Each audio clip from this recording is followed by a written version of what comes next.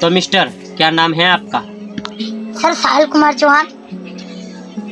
पर तुम्हारे सेवे में तो जय कुमार चौहान लिखा हुआ है। सर जब पता है तो क्यों पूछ रहे हो? कैसे कैसे लोग रहते हैं यार।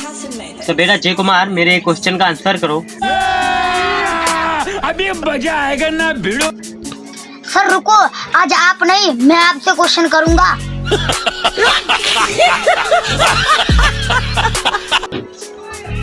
ठीक है, पूछो। सर ये BF GF किसे कहते हैं? बिल्कुल चुप। हिम्मत कैसे हुई तेरी मुंह खोलने? सिंगल हो? हाँ सर, हम वेंचर लड़कियों के चक्कर में नहीं पड़ते। तो बेटा BF का मतलब 12वीं फेल और GF का मतलब 11वीं फेल। अच्छा, हमको सिखा दिया। कैसे कैसे लोग।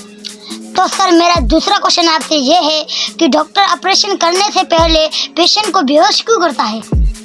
तो बेटा डॉक्टर पेशेंट को बेहोश इसलिए करता है ताकि पेशेंट डॉक्टर ना बन जाए।